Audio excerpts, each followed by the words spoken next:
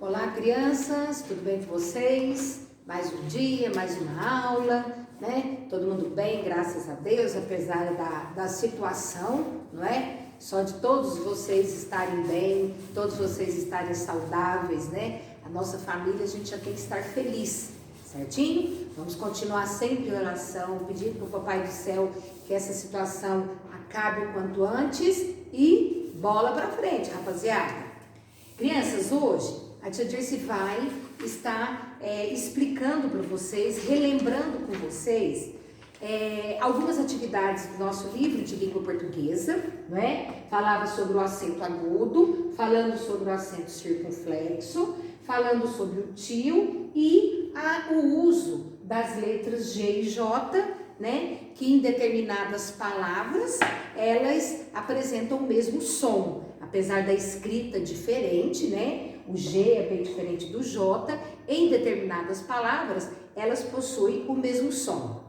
E essas atividades da parte de língua portuguesa vêm acompanhadas do texto, O Menino que Queria Voar. Então, a proposta da atividade é que você leia o textinho do Menino que Queria Voar, certo? E depois faça a interpretação do texto, tá bom? E as atividades que vêm na parte de gramática, tá? Então, essa atividade nós vamos trabalhar com vocês agora. E eu gostaria que vocês acompanhassem a leitura do texto com a tia Dirce, tá bom? Porque é um texto bem bacana e é um texto longo e muitas crianças às vezes começam a ler, aí já no meio do texto já esqueceu o que estava no início e muitas vezes a leitura da professora, a leitura da mamãe, a leitura do pai que acompanha, que pode estar acompanhando as atividades, ajuda na interpretação correta, no caso da história, O Menino que Queria Voar. Segue comigo, pessoal. Alberto morava numa fazenda. Um dia, depois de correr pelos campos, parou cansado e se deitou na grama. Ficou um bom tempo olhando as nuvens suspensas no ar e as imagens engraçadas que elas formavam. Observou também os pássaros que voavam por todos os lados. Ele achou incrível que os pássaros pudessem se manter no ar, pesados como eram.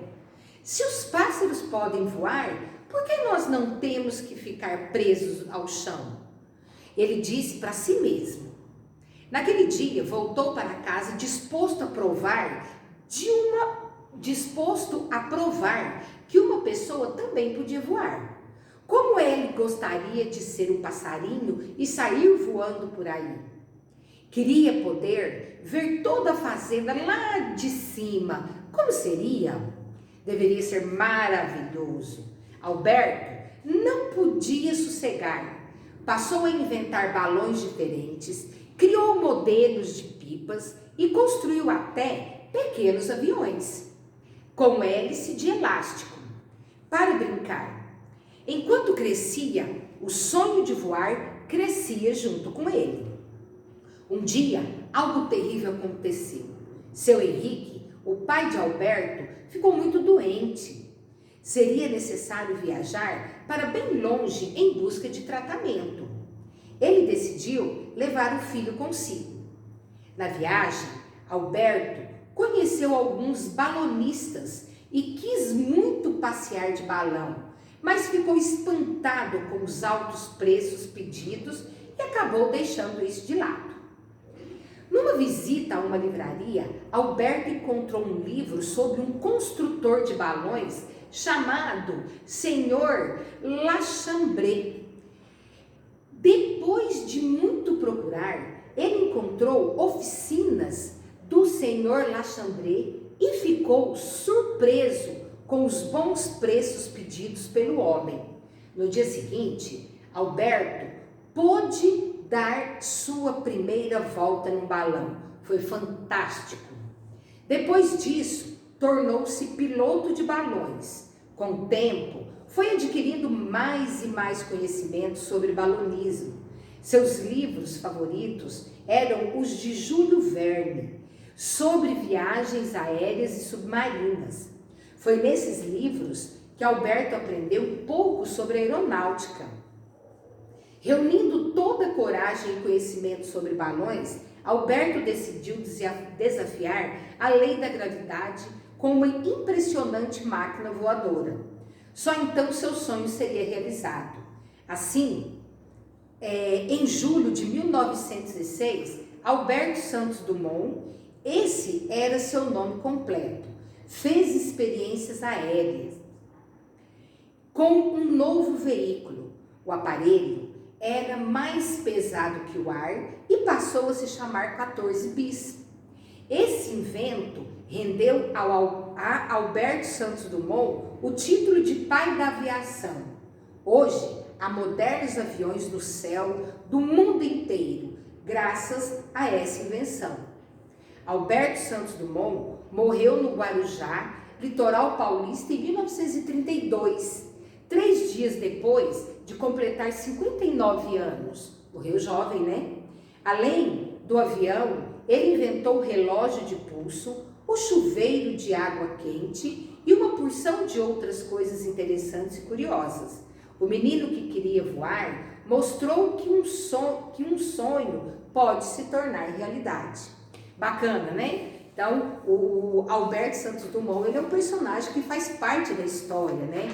O primeiro avião, 14 bis, foi inventado por ele e a partir dessa invenção, muito simples, com bastante dificuldades, nós temos toda a modernidade em função dos voos aéreos que nós temos até hoje, né, pessoal? Então, o texto, ele é rico em informações sobre a vida, né, desse personagem, Alberto Santos Dumont, e a partir da leitura você vai fazer a interpretação do texto aqui na página ao lado, tá certo? Então você lembra da leitura que nós fizemos juntos, leia o texto novamente, tá? E parte para a interpretação correta dessa história, tá certo? Então, olha, indo ali na parte gramatical, a nossa tarefa, ele vai falar sobre acento agudo, sobre acento circunflexo, o uso do jeito J em algumas palavras e o tio, tá certo? Lá no nosso livro, pessoal, essas atividades sobre o acento agudo, o acento circunflexo e o tio, você pode procurar a página 150, que você vai encontrar um texto explicativo sobre essas atividades, tá legal? Eu vou ali, ó, eu vou aproveitar o livro aqui na página 156 e vou explicar da forma em que ele foi colocado as regras da língua no livro, tá bom? Ele diz assim, ó, as letras J e G têm o mesmo som quando são usadas com as vogais E e I. Então veja bem, ó, quando você, fiquei na dúvida, é com G ou com J, lembra disso aqui, ó, o E, a vogal E, a vogal I. Olha como que ele coloca, ó, as letras J e G têm o mesmo som quando são usadas com as vogais E e I, certo? Então, se você fala assim, ó, geladeira, geada, é o G acompanhado do E, que quando você tem a possibilidade de uma palavra onde o J, por exemplo, ó, berinjela, né? Na palavra berinjela, eu escrevo com G, com J, perdão. Como o J vem acompanhado do E, ele dá o mesmo som do G que vem acompanhado do E na palavra geladeira, né? Então, se eu falo, ó, geladeira, é o G e o E. Se eu falo berinjela, é o J e o E. Então, é o mesmo som, porque tanto a letra G como a letra J vem seguido da vogal E. Isso acontece também quando ele vem seguido da vogal I. Tá legal? Então, ele coloca assim, ó. Por isso, podem gerar confusão na hora de escrever. As regras para usar uma ou outra, muitas vezes, envolvem a origem das palavras, que nem sempre conhecemos. Uma das regras é a palavra relógio. se escreve com G, assim como todas as palavras terminadas em ágio, pedágio, égio, colégio, ígio, letígio, ógio, relógio, úgio, refúgio. Já relojoaria se escreve com J, uma vez que a mudança é obrigatório para se conservar o som do J na palavra. O mesmo acontece com as palavras ferrugem, enferrujar, viagem, viajar, coragem, encorajar. Se você tiver a curiosidade de escrever relojoaria com J e escrever relojoaria com G, você vai perceber que o som fica totalmente diferente. Relojoaria, se você colocar o G, vai ficar é até estranho de falar, ó, relogoaria. Então, você percebe que essa regra de G e J com o mesmo som, ela vale quando eles estão acompanhados dessas duas vogais. Aqui no caso da relojoaria, relogoaria, a vogal que acompanha o J é o O, né? Então, se você colocar o G, o som vai ficar totalmente diferente. Olha, na palavra ferrugem, ferrugem com G. Enferrujar não pode ser com G, porque senão vai ficar enferrugar. Na palavra viagem, com G, eu não posso colocar viajar com G, porque senão vai ficar viagar, certo? Na palavra coragem, com G, eu não posso escrever encorajar com G, porque senão vai ficar encoragar. Então, sempre lembra, tá? É G ou J? Então, vamos ver. Qual é a vogal que vem depois da letra G ou da letra J? Se for o E ou o I, o som dessas duas letras em diversas palavras vão ficar iguais, tá bom?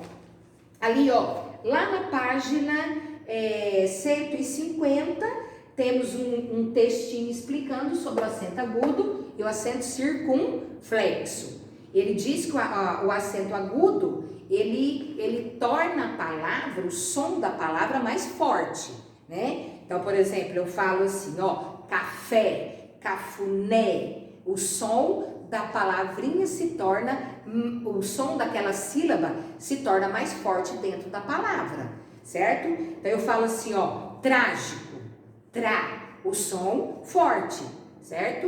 Então, o som aberto, você usa o som agudo.